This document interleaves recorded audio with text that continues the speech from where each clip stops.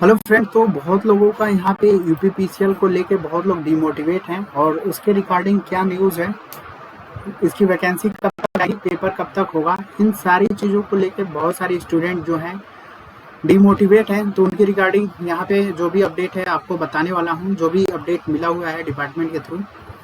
तो यहाँ पे देखिए, जैसा कि आपको सभी को पता है कि धरना आपका दिया गया था 13 अगस्त को, और उसमें आपको जो भी मांगे थी उन सारी चीज़ों को उच्च अधिकारी तक बातें जो हैं लिखित के तौर पे पहुंचाई गई हैं।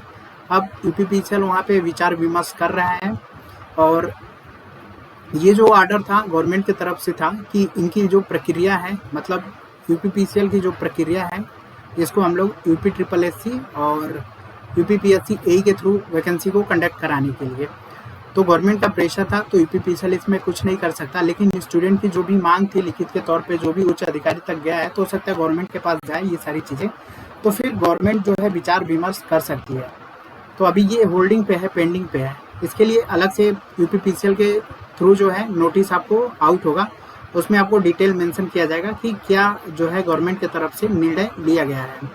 दूसरी बात हम करते हैं, अभी जो एग्जाम कंडक्टिंग जो कंपनी अभी जो है आपका यूपीएससी और यूपीपीएससी ए, अभी ये लोग जो है अभी लेने से मना कर रहे हैं। मतलब यूपीपीसीएल का जो भी इन लोगों का कंडक्टिंग का जो भी है, क्योंकि ट्रेनिंग और डीबी ये सब तो यूपीपीसीएल ही कराएगा, बाकी एग्जाम कंडक्टिंग का जो भी कार्यभार है उसके लिए अभी यूपीएससी और यूपीपीएससी ए अभी लेने से मना कर रहा है, क्योंकि ऑलरेडी इनके पास लोड है। तो इसलिए भी ये लोग सोच रहे होंगे कि लोड लेने का थोड़ा सा फिर एक्स्ट्रा और लोड ले लेंगे तो दिक्कत हो जाएगी। तो इसलिए अभी विचार विमर्श चल रहा है। तो ज़्यादा चांसेस है कि देखिए रिटर्न हो सकता है, क्योंकि पिछले ही सारा चीज़ कराए, उम्मीद है ज़्यादातर यही है, और डिपार्टमेंट के थ्रू भी यही पता चला है कि ज़्यादा चांसेस हैं। अब हम बात करते हैं बाय द वे, अगर यूपीएससी को और यूपीपीएससी को अगर बाय द वे चला जाता है तो उस कंडीशन में क्या होगा, बहुत लोगों को ये डाउट है। तो देखिए यूपीएससी में आपको पता है कि जो पेट का एग्ज़ाम होता है वो हर साल होता है, और इसमें करीब 35 लाख स्टूडेंट जो हैं वो अपीयर होते हैं। और इसकी वैकेंसी तो नहीं होती है, लेकिन हाँ एक तरीके से आप बोल सकते हो वैकेंसी ही है, क्योंकि हर साल पेट का एग्ज़ाम होता है। 35 से 45 लाख लोग, ठीक है, 35 से 45 लाख लड़के इसमें आवेदन करते हैं और एग्ज़ाम देने जाते हैं, और इसका रिजल्ट आपको पता ही है कि बहुत जल्द आ जाता है, 2 से ढाई महीने में इसका स्कोर कार्ड आ जाता है। तो डिपार्टमेंट के थ्रू जो पता चला है, तो उन्होंने ये बताया कि यूपीएससी का जो पेट का एग्ज़ाम होता है, जब ये टाइम से करा सकते हैं, तो ये आपका यूपीपीसीएल का एग्ज़ाम भी ये टाइम से करा सकते हैं। इसके पीछे का रीज़न पूछा गया, तो वो बताएं कि ये सारा रीज़न जो है रेवेन्यू का है। मीन्स यूपीएससी जो पेट का एग्ज़ाम होता है, इतने लाख लड़के आवेदन करते हैं, और 95 या 105 रुपये आपका पैसा लगता है, मतलब यहाँ से अच्छा रेवेन्यू जनरेट होता है। तो यूपीपीसीएल भी अगर बाय द वे यहाँ पे चला जाता है यूपीएससी को, तो यूपीपीसीएल पहले से साइन करा लेगा इनको कि हमको देखो 6 महीने में या फिर इतने महीने में हमको इसका जो है वैकेंसी क्लियर करना है, ये पूरा प्रोसेस दे देगा, तब साइन होता है उस पर। तो यूपीएससी को कहीं ना कहीं प्रेशर जाएगा कि भाई इनकी वैकेंसी अपना, मतलब यूपीएससी सोचेगा कि यार अपना काम छोड़ के पहले यूपीपीसीएल का पहले कर लेते हैं, क्योंकि वहाँ से रेवेन्यू ज़्यादा मिलेगा। तो ये आप जो माइंड में बहुत लोगों के चल रहा है, तो ये सारी चीज़ें भी मैंने आज डिपार्टमेंट में जितने भी हैं जानकारी के हमारे, उनके थ्रू ये पता किया, तो लोग बताएं कि नहीं ऐसा नहीं है, यूपीपीसीएल का भी एग्ज़ाम ये लोग टाइम से करा देंगे। इसके पीछे का सारा रीज़न रेवेन्यू है। अगर रेवेन्यू मिलेगा, आप ही मान लो आप 5 रुपया कमा रहे हो, ठीक है, सपोज है मैं आपको 15 रुपया दे रहा हूँ कि भाई मेरा ये काम कर दो, तो आप बताओ, आप पैसा बोलता है जैसे कि पता ही है, तो आपको 15 रुपया मिलेगा, तो आप खुद ही सोचोगे यार हम तो 5 रुपया कमा रहे हैं, चलो पहले 15 वाला जो 15 रुपया दे रहे पहले उसका काम कर ले। तो ये सारा रेवेन्यू का गेम है।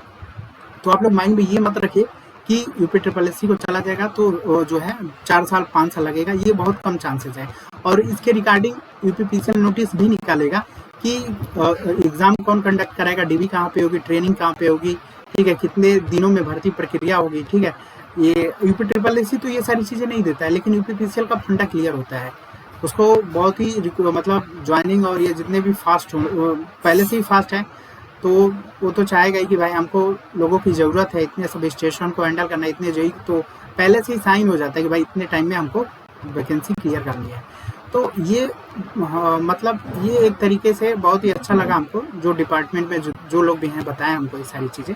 तो ये अच्छा लगा कि भाई हाँ ये भी हो सकता है कि जब पेड का ये लोग एग्जाम करा सकते हैं तो इसका भी एग्जाम करा सकते हैं। सारा रीजन रेवेन्यू का है। अब बात ये है कि देखो, अगर मान लो यूपी ट्रिपल एससी को जाता है, नया पोर्टल बनता है, नई वेबसाइट बनती है, फिर से टेंडर होगा, तो कहीं ना कहीं इसमें मान के चलो 2 से 3 महीना लग जाएगा। तो आपकी जो वैकेंसी है मान के चलो कि नवंबर दिसंबर चांसेस है आपका, इधर कम चांसेस है। अगर नया पोर्टल ये सब बनता है यूपी ट्रिपल एससी को जाता है तो कहीं ना कहीं 2 से 3 महीना आपका लग जाएगा। अगर बाय द वे जो है गवर्नमेंट अगर जो भी धरना प्रदर्शन हुआ इस पे जो विचार विमर्श करती है और जो भी प्रक्रिया थी वापस आ जाती है यूपीपीसीएल के पास, तो ये लोग बहुत फास्ट निकालेंगे क्योंकि सारा चीज़ रेडी है इनके पास, बस इनको साइट पे अपडेट देना है। तो उस कंडीशन में मान के चलो 1 से 1.5 महीना लग सकता है। तो अभी भी जो रिक्वायरमेंट है आपका मान के चलो कि नवंबर से पहले नहीं आने वाली है दोनों केस में। मतलब अगर जाता है ट्रिपल एससी को तब भी और नहीं जाता है तब भी, तो अभी भी टाइम है। इसलिए अभी आपको जो भी एग्जाम है आरआरबी जेईई का है, बाकी और भी जो भी है, तो उस पर आप फोकस करिए और ये डिमोटिवेट मत हुई कि यूपीपीसीएल का वैकेंसी नहीं आएगा, एग्जाम नहीं होगा। ये सब सारा क्लियर कर दिया मैंने कि वैकेंसी क्लियर हो सकती है। और नहीं क्या बोलते हैं, जो प्रोसेस है 4-5 साल आप जो सोच रहे हो, ये सब एक तरीके से फर्स्ट टाइम है तो सब लोग सोचेंगे ही, लेकिन बहुत ही कम चांसेस है ये सारी चीज़ें। इन सभी के पीछे का रीज़न मैंने रेवेन्यू ये सारी चीज़ें आपको बता दिया। और दूसरी चीज़ है कि आपकी वैकेंसी पीसीएल की आती रहेंगी, ऐसा नहीं है। प्राइवेट होना होगा तो ये लोग जो है, प्राइवेट को अभी नहीं होगा, अभी धीरे धीरे होना भी होगा, तो पहले TG2 की वैकेंसी खत्म करेंगे, डायरेक्ट ए और जे की वैकेंसी नहीं के लिए। तो ये सब आपको निगेटिव नहीं रखना है माइंड में। वैकेंसी आएंगी थोड़ा सा, और ये जितना भी ताम झाम हो गया है इसके चक्कर में थोड़ा बहुत तो डिले होना ही होना है, क्योंकि अभी अधिवास मतलब जो भी गवर्नमेंट का प्रेशर, मतलब गवर्नमेंट पे प्रेशर बना, अभी वो विचार विमर्श करेगी, अलग से एक नोटिस निकालेगी कि भाई हाँ हम लोगों ने समूह का एग्जाम हम लोग कराएंगे या नहीं कराएंगे, क्या होगा। अगर जाता भी है यूपी ट्रिपल एससी को तो नया पोर्टल बनेगा, नई साइट बनेगी, फिर टेंडर होगा, तो कहीं कहीं टाइम लगेगा 2 से 3 महीना। अभी आप आरआरबी जेईई पे फोकस करो और ये निगेटिव माइंड में मत रखिए कि वैकेंसी नहीं आएगी। वैकेंसी 100% आएगी और एग्जाम भी आपका यूपीपीसीएल कराएगा तभी टाइम से होगा, यूपी ट्रिपल एससी भी कराएगा तभी भी टाइम से होगा। वैसे भी डिपार्टमेंट के इंटरनली बहुत लोग लगे हुए हैं इन सारी चीज़ों को कि ये जो प्रक्रिया है जो पहले जैसे चलती थी वैसे ही चले। तो बस आज वीडियो के माध्यम से यही बताना था कि बहुत लोग डिमोटिवेट हो रहे थे, तो आप लोग डिमोटिवेट मत होइए। इन सारी चीज़ों का रीज़न आज मैंने यही सब पता किया हुआ है आप ही के लिए। बहुत लोगों का मैसेज और कॉल आ रहा था इन सारे चीज़ों से, मतलब अपडेट नहीं थे। बाकी जो लोग टीचर भी गए थे, जैसे आप पता है कि वहाँ पे बहुत लोगों के उनके साथ मतलब व्यवहार अच्छा नहीं किया गया है। इंटरनली जो भी MD है, बाकी जो भी अंदर के अधिकारी थे, काफ़ी मतलब अब क्या बताऊँ, पता चला। तो चलिए खैर, स्टूडेंट का वहाँ पे, हालांकि टीचर तो अब मतलब टीचर जाने का इन द सेंस का मतलब कि वहाँ पे जो भी अधिकारी उनको गुस्सा हो जाता है ना कि टीचर है प्रमोट कर रहा है, फिर यह धरना प्रदर्शन या फिर गलत तरीके का इलीगल एक्टिविटी, तो इन सबों के माइंड में ये सब चलने लगता है। तो इसलिए टीचर को ये लोग थोड़ा सा वहाँ पे बहुत गलत वे में मतलब ले लिए। और चलिए अभी थोड़ा खैर वेट करना ही पड़ेगा नोटिस का कि क्या ये लोग अपडेट दे रहे हैं। और बाकी निगेटिव माइंड में मत रखिए। दोनों मैंने आपको बता दिया कि यूपीपीसीएल अगर लेता है एग्जाम तब भी क्या होगा, और यूपी ट्रिपल एससी के पास जाएगा तब भी क्या होगा, क्योंकि दोनों केस में रेवेन्यू का ही मैटर है। रेवेन्यू अच्छा मिलेगा तो ये लोग टाइम से करा देंगे। और यूपी ट्रिपल एससी में इनको रेवेन्यू कहाँ मिलता है, लेखपाल इन सब की वैकेंसी आती है, आप देखोगे कोई रेवेन्यू उतना नहीं रहता। यूपीपीसीएल में आपको पता है ना कि शायद अभी फॉर्म का फीस ही आपको पता है 1,000 तो फॉर्म का फीस है, तो सोचो कितना रेवेन्यू जनरेट होता है, बहुत हुआ ना। एसएससी तो 100 रुपया में ही फॉर्म फिल करा जाता है, यूपी ट्रिपल एससी भी शायद 105 रुपया लगता है, और एसएससी भी। तो आप 1,000 का मतलब समझ रहे हो, और कितने कैंडिडेट फिल करते हैं फॉर्म। अभी जो 2100 के लास्ट जो है 21 का जो डाटा था 75 से 80 हज़ार था, और इस 2-2.5 से 3 साल में लड़के तो पास आउट और हुए ही होंगे, तो मान के चलो 1,20,000 के करीब तो जाएगा ही जाएगा। आप वहाँ से गुणा कर लो। अब मान सकता हूँ कि कुछ कैंडिडेट गलत रजिस्ट्रेशन चेक करने के, तो 1 लाख आप इसमें 1,000 से 1 लाख गुणा कर लो, उसके बाद फाइनल जितना रेवेन्यू आएगा उतना आप देख लो, तो कहीं ना कहीं रेवेन्यू अच्छा मिलेगा ना।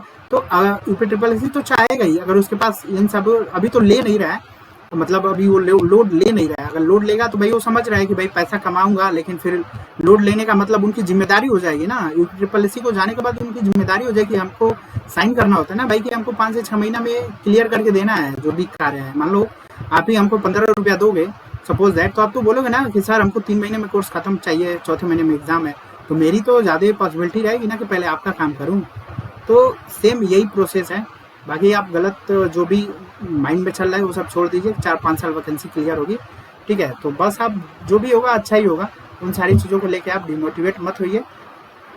जो भी इंटरनल डिपार्टमेंट से जो भी इंफॉर्मेशन मिली है यही सारी चीज़ें, वैसे इंटरनल डिपार्टमेंट वाले खुद ही लगे हुए हैं। बाकी जो भी होगा जैसा भी होगा अच्छा होगा, बस आप मोटिवेट रह के अच्छे से वो करिए। बाकी जो एकदम डिमोटिवेट हैं, जिनको लगता है नहीं भाई पॉजिटिव भी हम देंगे तभी नहीं, वो गद्धों वाली जो है चाल है, तो फिर उनके लिए कुछ नहीं कहा जा सकता है। और उनका सही बताऊं तो कहीं भी सिलेक्शन भी नहीं हो पाएगा, क्योंकि देखो जो एक्टिव होता है हर एरिया में, हर फील्ड में, हर एग्जाम में जो एक्टिव होता है उसी का कहीं ना कहीं सिलेक्शन होता है। जो बस उसी को लेके बैठेंगे या फिर नहीं बस वही करना है, तो फिर उनका नहीं होता है। ये आप देख लीजिएगा, पता भी होगा आपको।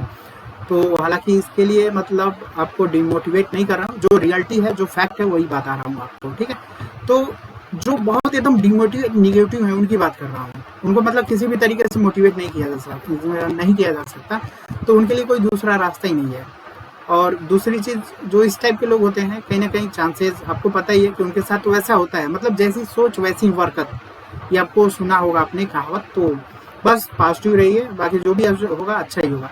बस ये छोटा सा अपडेट था आपके रिगार्डिंग यूपी स्पेशल के। बाकी आरआरबी जेईई की आई थिंक आप लोगों ने फॉर्म फिल कर दिया होगा, हो सकता है इसके रिगार्डिंग भी कुछ आपको, अब तो फॉर्म फिलअप बहुत लोग कर दिए होंगे, बहुत लोग नहीं भी किए होंगे, तो इसके रिगार्डिंग भी जो है कहाँ से अप्लाई करना है, क्या प्रोसेस, मतलब कहाँ से क्या पढ़ना है, बाकी जो भी लेक्चर है CBT 2 के लिए, इन सारी चीज़ों के लिए प्लान कर रहा हूँ।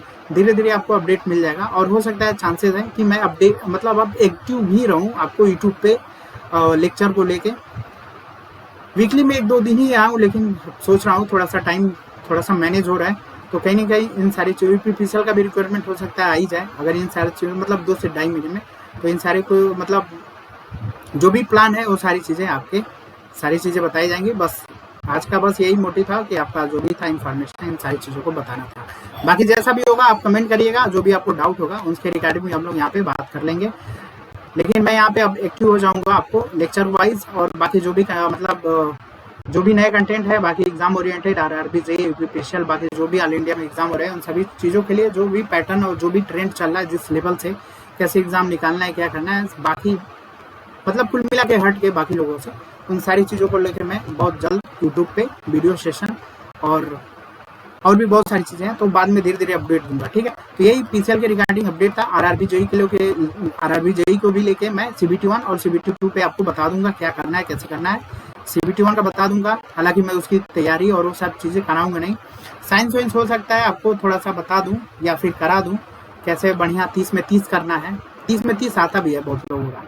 और बाकी CBT 2 के लिए तो मैं आपके पास ही रहूँगा। CBT 2 के लिए बहुत ही प्लानिंग है कि मतलब जो भी डिलीवर करना है कंटेंट बेस्ट करना है, बाकी वो तो आप देखेंगे ही, पता ही कर मतलब आप देख के ही पता चल जाएगा कि बेस्ट है या नहीं है, ठीक है। तो चलो थोड़ा सा वेट करो, बाकी यही रिगार्डिंग अपडेट था, डिमोटिवेट मत होइए। बाकी जो भी जैसा भी इंफॉर्मेशन था डिपार्टमेंट थ्रू मैंने बता दिया।